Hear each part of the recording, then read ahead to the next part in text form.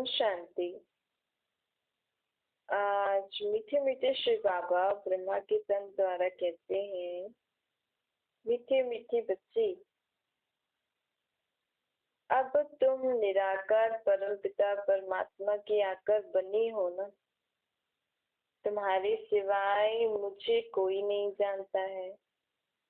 लोग तो अभी तक मुझे अलग अलग नाम रूप से याद कर रहे हैं, कण कण ठिक्कर बित्तर में याद कर रहे हैं, पर तुमने तो जाना है ना, भगवान को निराकार रूप में याद करते हैं तो ही उनसे प्राप्ति होती है।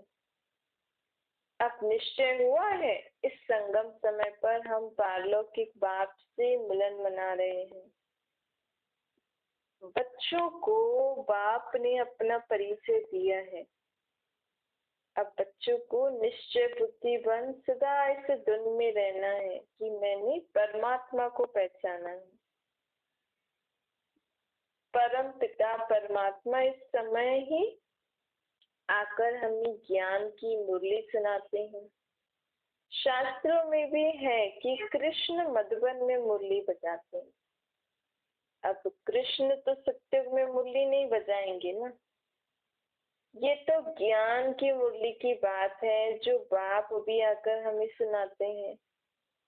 मनुष्य की बुद्धि में तो कृष्ण है, परंतु असल में ये तो निराकार परमात्मा बाप की मुरली है। अर्थात मुरली अर्थात ज्ञान की बातें।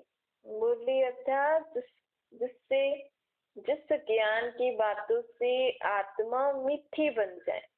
अभी आत्मा में कड़ाहटपन आ गया है ना, संबंध संपर्क स्वभाव संस्कार में। अब आत्मा के स्वभाव संस्कार संबंध व्यवहार सब बदलता जा रहा है।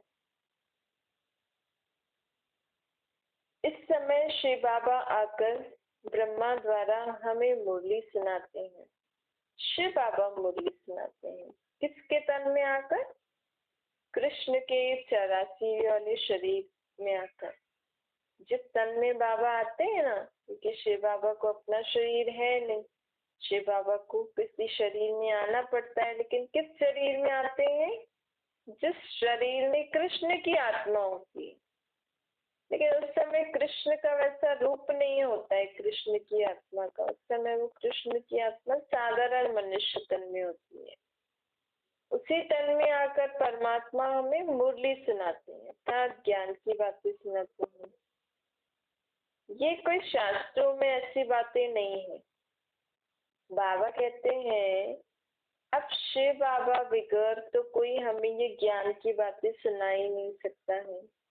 आत्मा परमात्मा सृष्टि चक्कर का तीनों लोकों का यथार्थ ज्ञान सिवाय परमात्मा के और कोई बता नहीं सकता है।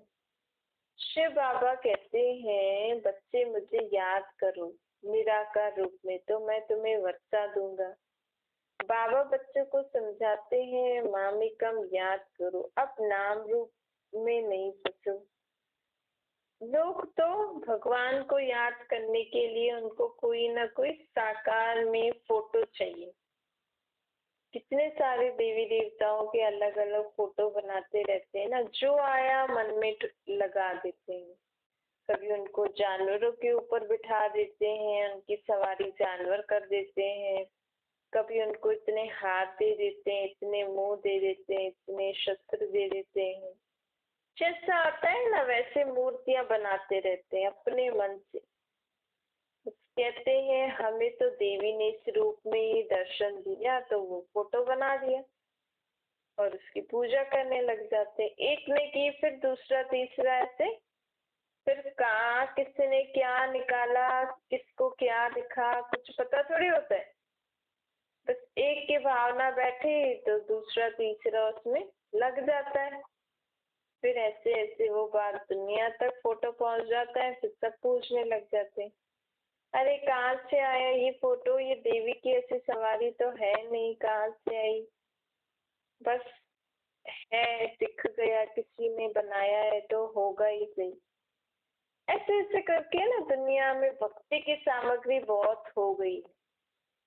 पहले इतनी नहीं थी। पहले द्वापर में भक्ति करते थे, लेकिन एक लिंग की ही पूजा करते थे।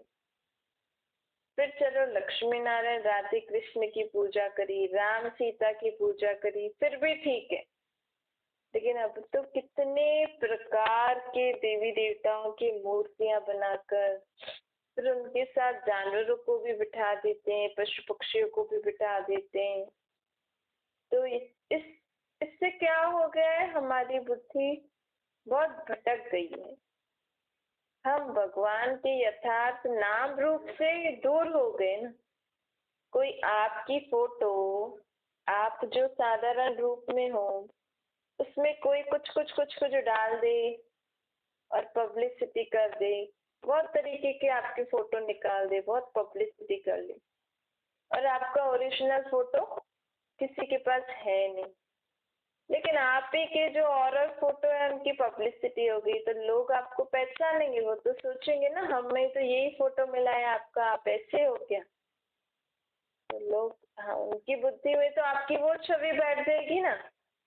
ऐसे ही कहाँ शिव बाबा निराकार ज्योतिर्बिंदु, कहाँ लक्ष्मी नारायण के 2 हाथ 2 पांव, मनुष्य जैसा शरीर, कहाँ राम सीता का भी मनुष्य जैसा शरीर, और उनको भी पता नहीं किस किस रूप में बिठा देते हैं, कर देते हैं। लक्ष्मी को चारा दे देते हैं, नारायण को विष्णु बना के चारा दे देते हैं, राम को तीर कमन दे देते हैं, फिर राधे कृष्ण को टेढ़ा करके भाई एक टांग पे खड़ा है और मुरली बजा रहा है वो दे देते हैं। ऐसे कहानियां पता नहीं क्या क्या बना दी है।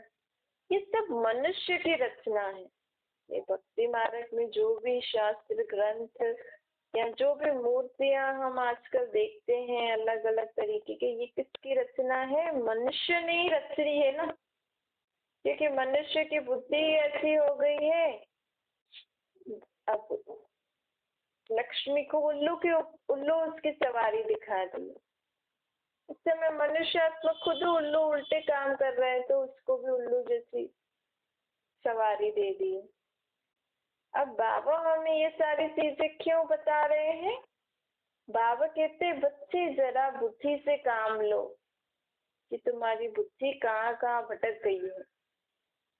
और इससे हमारी बुद्धि तो भटकी है, इससे हम धन कितना खर्च करते हैं। ऐसी ऐसी लोग ऐसी अट्रैक्टिव पिक्चर्स बना लेते हैं कशिश वाली, तो लोग देख के सोचते हैं हाँ ये तो बहुत अच्छी है, बस इसको कितने भी पैसे की वो खरीद लेते। धन कितना खर्च होता है भक्ति में, धन खर्च, समय लगता है, शरीर की एनर्जी जाती है, और प्राप्ति कुछ नहीं। सिर्फ एक दिन पूजा आदि करी या उनके ऐसे कुछ किया, बस दूसरे दिन वैसे के वैसे ही मन में अशांति, घर में लड़ाई झगड़ा कलेश आदि ऐसे ही होता है ना।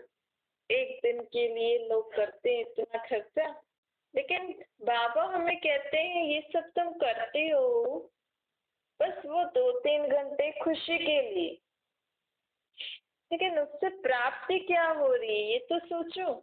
और हम गवा कितना रहे हैं ये भी सोचना चाहिए ना भाई। जो चीज फायदे की हो तो करें भी, समझ से करें, प्राप्ति हो तो अच्छा भी लगता है। तो इसीलिए बाबा हमारी अब बुद्धि का ताला खोलने आए हैं, हमें समझ देने आए हैं। कहते हैं कम से कम तुम अपने को आत्मा समझो, मुझे निराकार रूप में याद करो, तो तुम आत्मा, उनको प्राप्ति तो होगी, तुम्हारे पाप तो भस्म होंगे, तुम्हारी बुद्धि का ताला तो खुलेगा, समझ तो आएगी ना। परमात्मा के ज्ञान से एक बार समझ आ गई तो आगे 21 जन्म आप हर दिन दिवाली मनाओगे, हर दिन हमारा त्योहार जैसे निकलेगा, हर दिन हमारा खुशियों भरा होगा। सिर्फ ये एक जन्म थोड़ी सी समय हमें थोड़ी सी मेहनत, तो क्या बाप को याद करना कोई मेहनत थोड़ी होती है, बस थोड़ा सा अपना बुद्धि का योग देहदारियों की दुनिया से निकाल, रहना इसी दुनिया में है, लेकिन स्वयं को आत्मा समझ और परमात्मा को याद करके उनके संग इस दुनिया में अब हमें रहना है। उनके संग हमें हर संबंध निभाना है, उनके संग हमें हर कर्म करना है। इसमें मेहनत थोड़ी है, बाप के साथ रहना कोई मेहनत का काम थोड़ी होता है। और प्राप्ति कितनी है, बाबा कहते हैं इसीलिए अब समय को समझो, और 21 जन्मों की प्राप्ति का समय है, इसीलिए इसको गवाओ नहीं।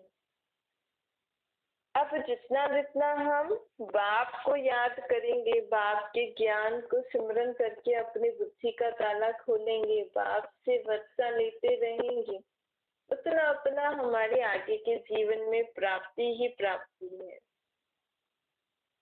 देवताएं आदि के चित्र रखना ये भी बुद्धि का भटकना है ना, का निराकार परमात्मा को याद करना है ना हमें। तो बाबा कहते हैं कि भक्ति मार्ग में तुमने मुझे अलग अलग रीति से बहुत याद किया। भक्ति मार्ग में आत्माएं बाप को याद करती हैं, और यहाँ हम बाप से मिलन मना रहे हैं। शरीर को तो तब याद किया जाता है जब देहाभिमानी बन पड़ते हैं।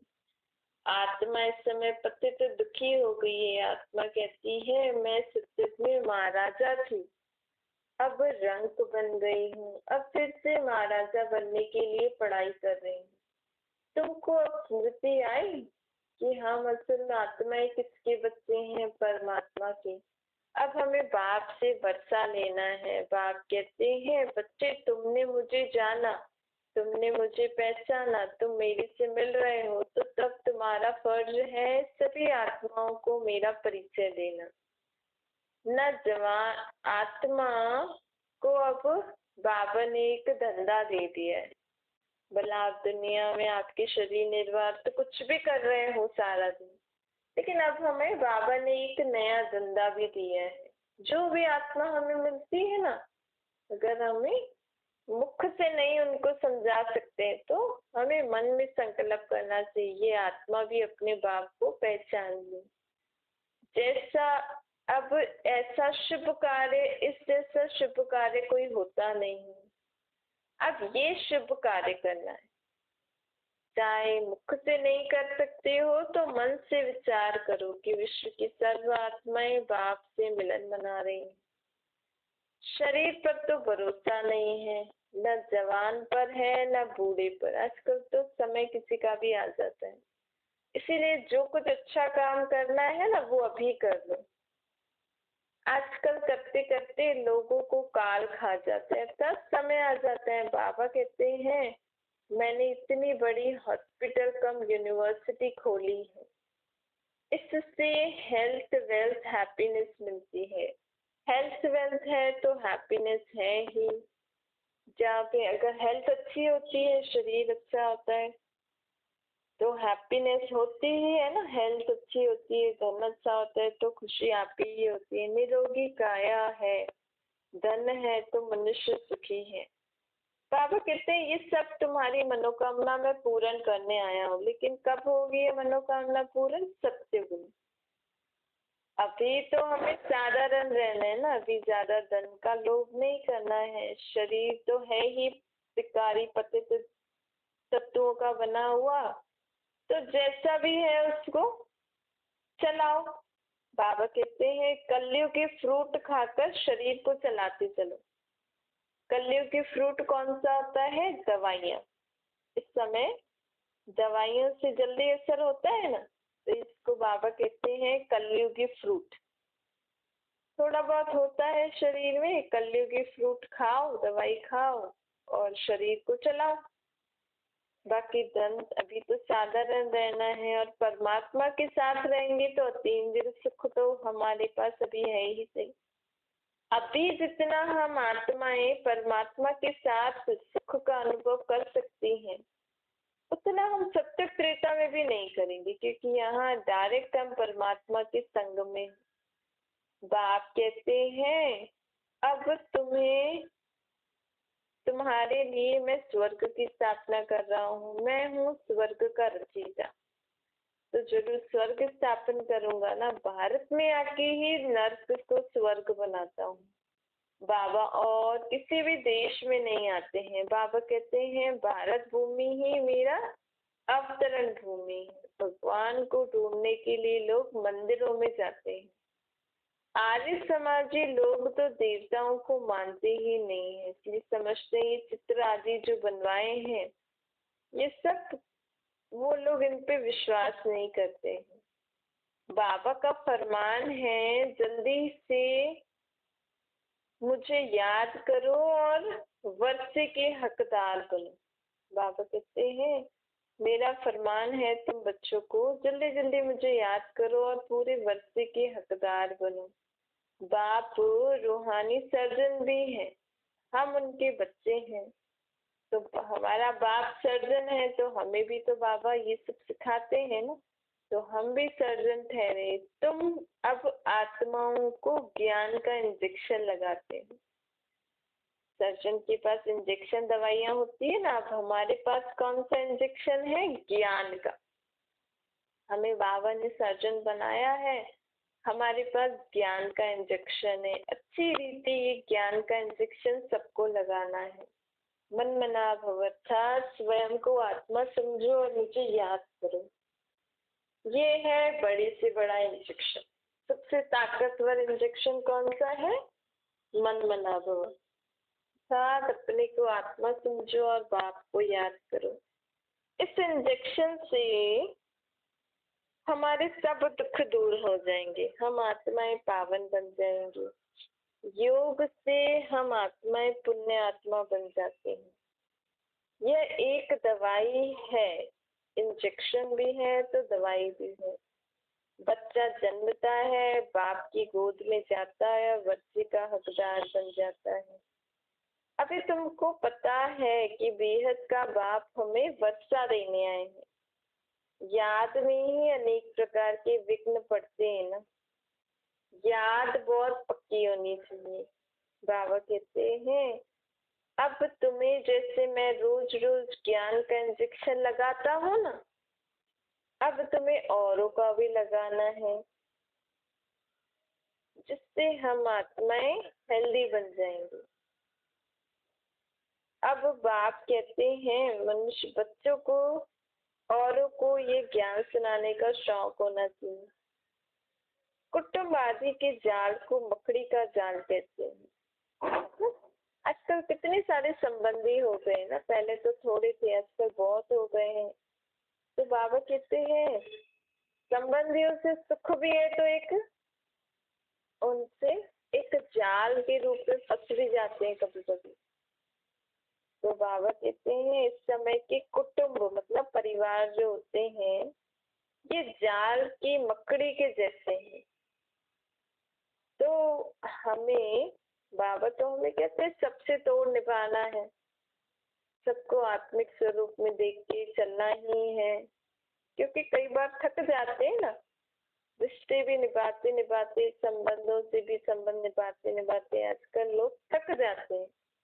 इसीलिए बाबा कहते हैं ज्यादा फंसना नहीं, सबसे तोड़ तो निभाना ही है लेकिन ज्यादा फंसना नहीं है। क्योंकि इस समय रावण अर्थात विकारों के राज्य में सभी मनुष्य आत्मा फंसी हुई है। कई बार हमें अपने ही नजदीकी संबंधी से बहुत दुख मिलता है, फिर हम कहते हैं कि मेरा फलाने ने मेरे साथ ऐसा किया, फिर उसी दुख में दिन बीतते रहते हैं। तो बाबा कहते हैं क्योंकि रावण का अर्थात विकारों का राज्य है ना, अब बुराइयां तो किसी भी आत्मा में कभी भी प्रवेश कर सकती हैं। अभी सब लोग थोड़े बाबा को याद कर रहे हैं, कई लोग बाबा को पहचानते भी हैं लेकिन वो उस रीति याद नहीं करते हैं, तो बुराइयां उनको टच कर लेती हैं और कुछ न कुछ उल्टा सीधा काम हो जाता है। पर बाबा कहते हैं आपको समझदार बनना है। अगर आपसे कोई कुछ ऐसा गलत व्यवहार कर भी लेता है या कुछ उल्टा सीधा बोल भी देता है, तो आपको सदा ये याद रखना है ये मेरा आत्मा भाई शुद्ध आत्मा है, अच्छी आत्मा है। हम आत्माओं का बाप परमात्मा है, लेकिन अभी ये विकारों बुराइयों की वश ऐसे हो गई है, तो हमें कभी भी किसी के प्रति ऐसे व्यर्थ भाव नहीं आएंगे। तो ऐसे ऐसे स्वयं को रावण रूपी मकड़ी के जाल से निकालते जाओ। सत्य सत्युग में ऐसी बातें होती नहीं है। यहाँ भी आप यहाँ पे कोई जानबूझ के लोग ही जाल में फंस जाते हैं। मतलब जाल में फंसना मतलब बातों में फंसना, ज्यादा किसी से ज्यादा संबंध व्यवहार रखना, ज्यादा किसी से बातचीत वगैरह ये सब करना, तो कई बार हम फंस जाते हैं। तो ये है ही रावण का राज्य, अर्थात बुराइयों का राज्य है। इस समय किस समय आत्मा में कोई बुराई प्रवेश करती है पता थोड़ी लगता है। तो कितनी बड़ी बड़ी रावण की जाल है, सारी सृष्टि पर इस समय रावण की जाल है।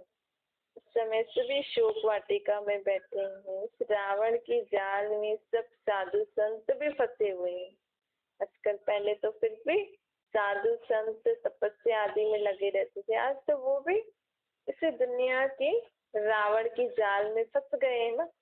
प्रॉपर्टी और ऐसे सब चीज, दुनिया में क्या क्या हो रहा है। साधु संत की आत्माएं भी फंसी हुई है इस समय, क्योंकि आप दुनियादारी में आओगे, ऐसे सब चीज अपने बनाओगे, करोगे, धन रखोगे तो फंसोगे ही ना। तो बाबा कहते हैं इस समय सभी फंसे हुए हैं। बाप कहते हैं इन सबको भूल अपने को आत्मा निश्चय करो और बाप को याद करो। बाप की याद की शक्ति से, और जब हम सर्व को आत्मा आत्मा भाई भाई की दृष्टि से देखेंगे तो हम सर्व जालों से मुक्त हो जाएंगे। ये सृष्टि चक्कर का राज बाप ही आकर हमें समझाते हैं, और कोई हमें समझा नहीं सकते हैं। बाप कहते हैं सबको छोड़ मुझे याद करो, याद में ही तुम सब आत्माओं के पाप कटने हैं। एक ये चीज हम समझ जाए ना कि देखो किसी किसी, बाबा कहते हैं किसी को हम अच्छा राय दें इससे तुम्हारी ये बीमारी ठीक हो जाएगी तो वो तुरंत करता है। अब बाबा हमें इतना दिनों से इतनी सहज उपाय बता रहा है, क्योंकि जीवन में जो दुख होते हैं आए दिन ये हमारे कर्मों अनुसार ही होते हैं, चाहे इस जन्म के हैं चाहे पिछले जन्मों के। तो हमें ये दुख परेशानियां सहन नहीं करनी पड़े, हम इनसे मुक्त हो जाएं। इसके लिए बाबा हमें कह रहे हैं ना अपने को आत्मा समझो और मुझे याद करो, तो सबसे हमारे हिसाब किताब चुकते हो जाएंगे। अब पाप की याद से पाप काटने हैं, शुभ कार्य में देरी थोड़ी करनी चाहिए। बाबा कहते हैं देरी करते करते अगर आज शरीर छूट गया तो सेकंड का भी भरोसा नहीं है। जरूर आत्मा जब शरीर छोड़ती है तो उसको सेकंड भी नहीं लगता है, जिस समय उसको जाना होता है तुरंत निकल के चली जाती है, किसी का इंतजार थोड़ी करते हैं। तो बाबा कहते हैं इसीलिए शरीर का तो कोई भरोसा नहीं, इसलिए बाप जितना समय मिले बाप को याद करते रहो, शुभ कार्य में देरी नहीं करनी चाहिए। आज बहुत बच्चों का ख्याल चलता है, कई बच्चे ना ऐसे ज्ञान जब ऐसे सुनते हैं हाँ भाई ये बाबा के ज्ञान में ऐसा है ऐसा है ऐसा है, तो सोचते हैं हाँ कल से शुरू करेंगे कल से शुरू करेंगे, फिर आएंगे आएंगे आएंगे करते करते करते फिर कभी कुछ भी हो सकता है। इसीलिए बाबा कहते हैं आजकल करते करते फिर लोग कहीं भी बिजी हो जाते हैं, शरीर छोड़ देते हैं।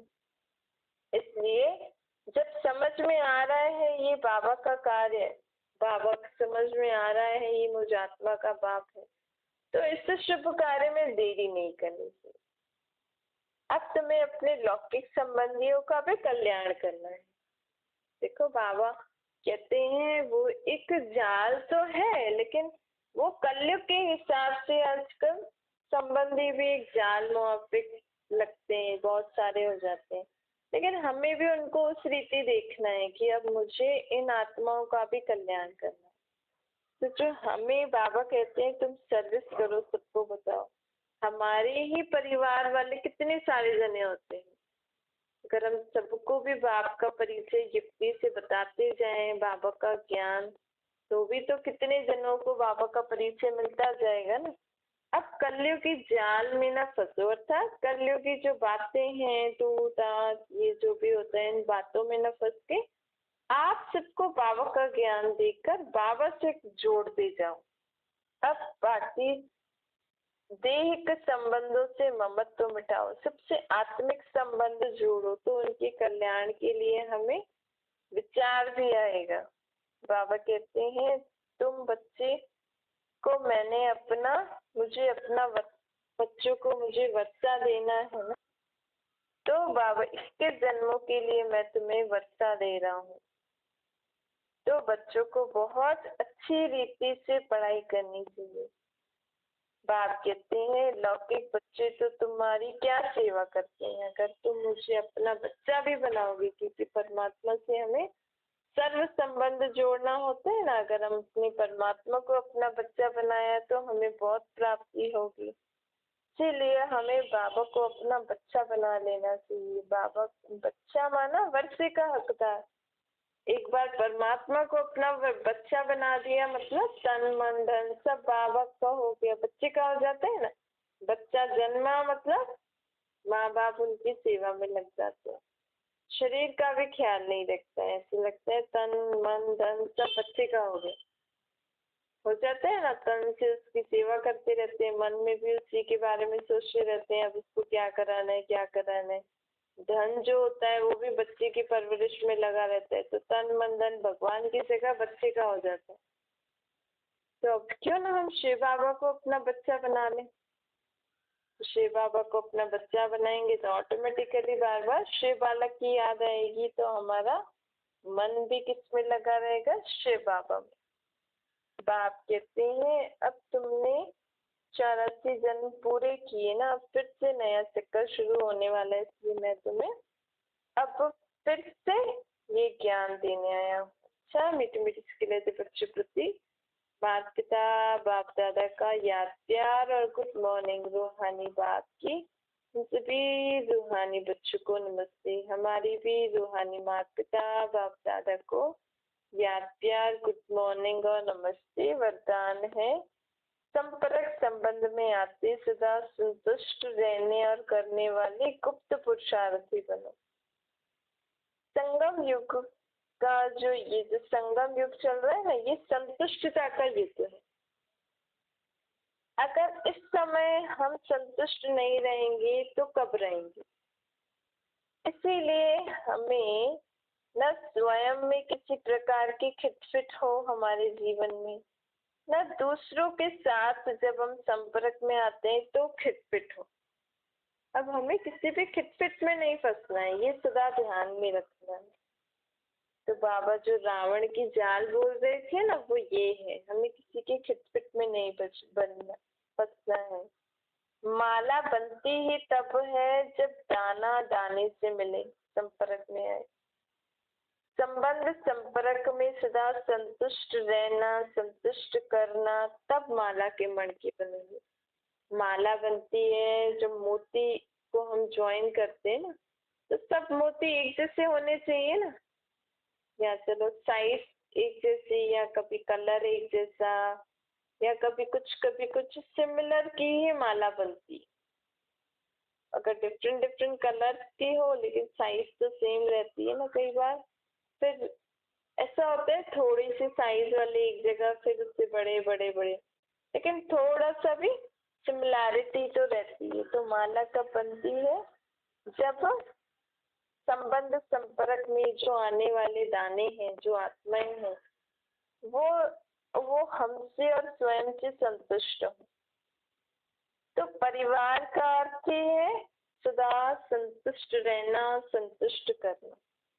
पापा कहते हैं अगर हमारा परिवार एक सुख शांति वाला परिवार आप बनाना चाहते हो, तो सदा स्वयं भी संतुष्ट रहो और ऐसा कार्य करो कि आपसे भी सर्व संतुष्ट रहे।